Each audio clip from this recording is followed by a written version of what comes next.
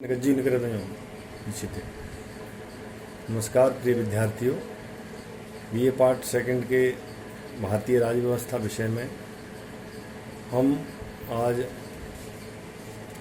सांप्रदायिकता के बारे में सामान्य अध्ययन करेंगे कि सांप्रदायिकता, जिसे अंग्रेजी में हम कम्युनलिज्म बोलते हैं, कम्युनल से बना है, संप्रदाय से सांप्रदायिकता।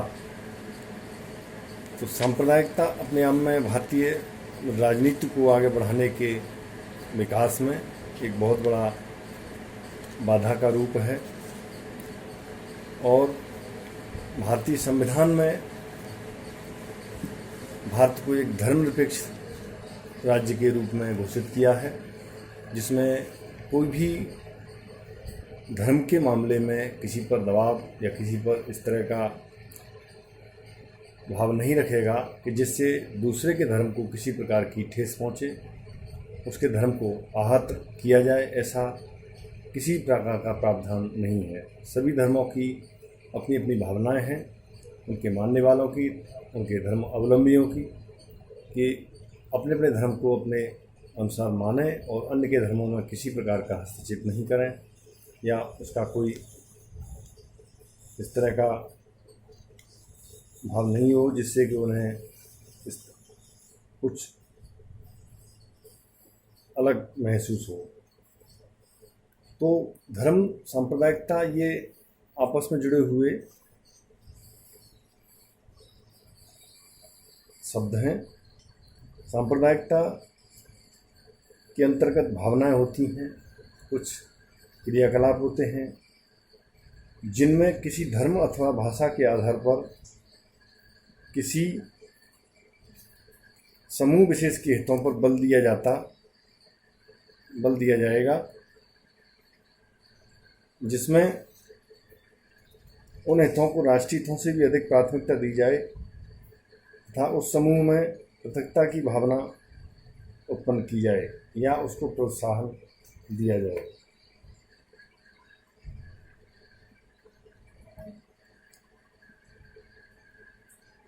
इसमें विंसेंट स्मिथ के शब्दों में कहा गया है, एक सांप्रदायिक व्यक्ति या व्यक्ति समूह वह है जो कि प्रत्येक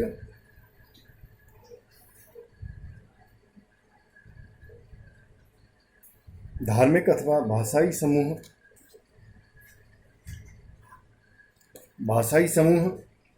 को एक ऐसी पृथक सामाजिक तथा राजनीतिक इकाई मानता है जिसके हित अन्य समूहों से पृथक होते हैं और उनके विरोधी भी हो सकते हैं। ऐसे ही व्यक्तियों अथवा व्यक्ति समूह की विचारधारा को सांप्रदायिकता कहा जाएगा।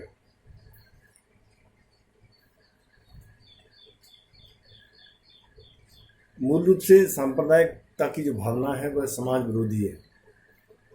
उसको समाज विरोधी इसलिए कहा जा सकता है क्योंकि वह अपने समूह के संकीर्ण हितों को पूरा करने के लिए अन्य समूहों के और संपूर्ण देश के भी हितों की अवहेलना करने से पीछे नहीं हटता। सांप्रदायिक संगठनों का उद्देश्य शासकों के ऊपर दबाव डालकर अपने सदस्यों के लिए अधिक सत्ता, प्रतिष्ठा और राजनीतिक अधिकार प्राप्त करना होता है। बहुसंस्कृतीय समाज में सामाजिक तनाव तथा टकराहट वास्तव में विभिन्न समूहों के बीच चल रहे सत्ता द्वंद्व के लक्षण हैं। इस पारस्परिक द्वंद्व को सैद्धांतिक स्तर पर धर्म की शिला पर खड़ा करना एक राजनीतिक विचार के रूप में संप्रदायवाद का मूल सार है।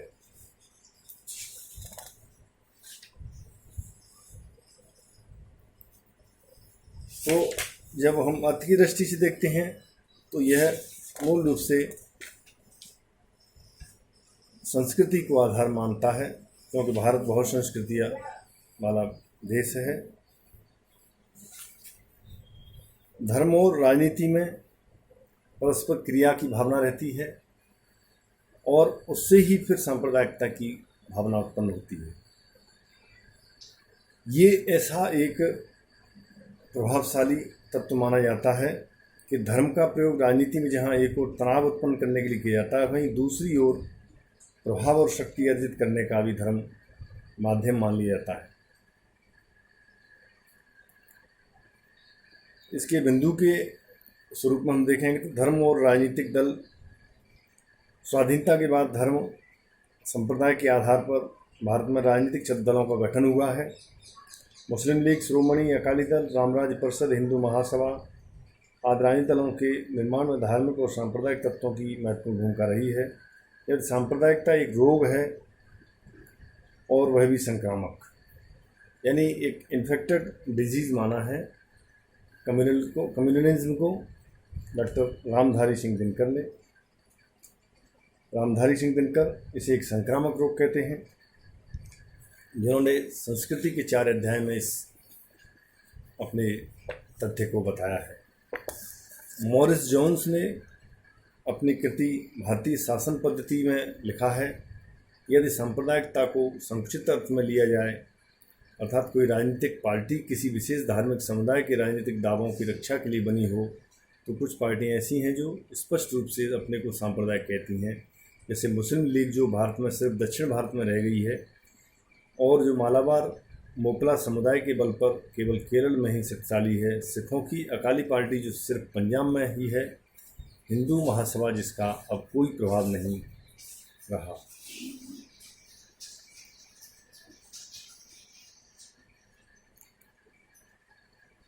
धर्म और निर्वाचन का इसमें मूल रूप से विचार रहता है कि चुनावों में धर्म और संप्रदाय की दलीलों के आधार पर वोट मांगना, वोटों को एकत्रित करना, मठाधीशों, इमामों, पादरियों और साधुओं के साथ नेताओं की साठगांठ रहती है और मतदान के अवसरों पर उस साठगांठ के आधार पर ही वह वोटों को मांगने का काम करते हैं।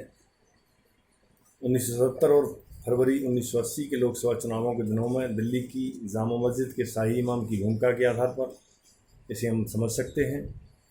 धार्मिक नेता राजनीतिक दलों से मुस्लिम संप्रदाय के वोटों का किस प्रकार सौदा करते हैं। राजनेता की भांति शाही इमाम ने चुनाव सभाओं में भाषण दिए, मुस्लिम संप्रदाय के मतदाताओं को किसी विशेष राजनीतिक दल के पक्ष में मतदान करने के लिए प्रेरित किया।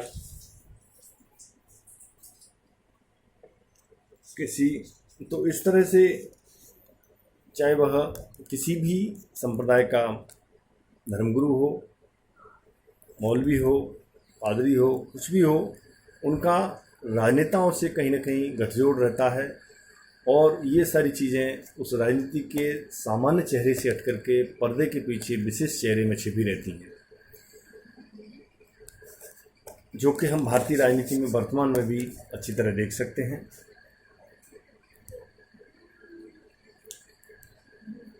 धार्मिक दबावों के गुट के आधार पर राजनीति में दबाव बनाया जाता है। उदाहरण के तौर पर हिंदुओं की आपत्ति और आलोचना के बावजूद हिंदू कोड बिल पास कर दिया गया, किंतु दूसरे संप्रदायों के संबंध में ऐसा कोई साहसपूर्ण कदम नहीं उठाया जा सका। स्वतंत्रता के बाद अनेक मुस्लिम संगठनों जैसे जमीयत उल-उलेमा ए हिंद, जमायत शरिया, जमायत इस्लामी आदि ने कम से कम 3 बातों के लिए सरकारी नीतियों को प्रभावित कर दबाव गुटों की भूमिका अदा की। उर्दू को संवैधानिक संरक्षण दिया जाए, अलीगढ़ विश्वविद्यालय का अल्पसंख्यक स्वरूप बनाया जाए, मुस्लिम पर्सनल लॉ के बारे में कोई तब्दीली न की जाए। इस तरह से मुस्लिम महिला संरक्षण कानून पारित करवाने वाला हो शाहबानो विवाद में सर्वोच्च न्यायालय का प्रगतिशील निर्णय शून्य हो गया। ये सारे विवाद किसी भी तरह से हम देखें सांप्रदायिकता को बढ़ाने का पूर्ण प्रयास करते हैं। मंत्रिमंडलों का निर्धारण धार्मिक आधार पर उनमें प्रतिनिधित्व की भावना, तो जिसमें हम देखते हैं कि भाई अल्पसंख्यकों को इसमें स्थान देना है, चाहे वह किसी मंत्रिमंडल का गठन कर रहे हों, मुस्लिमों को, सिखों को, ईसाइयों को सदैव इस तरह से प्रतिनिधित्व दिए जाते रहें। धर्म और सांप्रदायिकता राष्ट्रीय एकता के लिए घातक माने जाते हैं। धार्मिक मतभेदों के परिणाम स्वरूप ही भारत का पहले विभाजन हुआ और उसी के कारण आज ये विघटनकारी तत्व हम देख सकते हैं। राज्यों के जो परिवेश होते हैं, उनकी परिक्षेत्र की सीमाएं होती हैं, उनमें धर्म की मानने वाली जो शक्तियां हैं या उनके बहुसंख्यक आधार हैं, उसको भी आधार मान करके राजनीतिक परिवेश में दबाव बना करके अपने हित में और उसको अप्रत्यक्ष रूप से लोकतंत्र को प्रभावित करना, जो कि भारतीय राज व्यवस्था को आगे बढ़ाने में बाधा उत्पन्न करता है। अब हम देखते हैं कि जो इसकी समस्या के मूल कारण हैं, मुसलमानों में पृथक्करण की भावना। प्रारंभ से ही हम जिसको देख सकते हैं, और मुसलमानों का आर्थिक और शैक्षणिक दृष्टि से जो पिछड़ापन है, ये भी इसका कारण बनता है। पाकिस्तान की तरफ से प्रचार और षड्यंत्र का भाव है। संकुचित हिंदू का जो राष्ट्रवादी भाव है कि उससे सांप्रदायिकता को किस तरह बढ़ाया जाता है। सरकारों की उदासीनता की विचारधारा भी इसमें काफ़ी भूमिका अदा करती है। दलीय राजनीति, गुटिया राजनीति एवं चुनावी राजनीतिक परिवेश है, उसके द्वारा भी सांप्रदायिकता को बढ़ावा मिलता है। एक हम ज्वलंत समस्या मंदिर मस्जिद विवाद का भी इसमें उदाहरण के तौर पर देख सकते हैं, जो कि हिंदू मुस्लिमों में अपने गहरे संबंधों को तनाव की स्थिति में पैदा करने वाला जो विचार है। हालांकि वह विवाद वर्तमान में सुलझा हुआ ही माना जाए, लेकिन फिर भी ये ऐसे विवाद के बिंदु होते हैं, जैसे कि रामधारी सिंह दिनकर ने बताया था कि सांप्रदायिकता एक संक्रामक रोग है। तो इसको हम मान लें कि ये विवाद की जड़ समाप्त हो गई, जरूरी नहीं है वो एक बार फिर ज्वलंत समस्या के रूप में उभर के आ सकती है। धन्यवाद।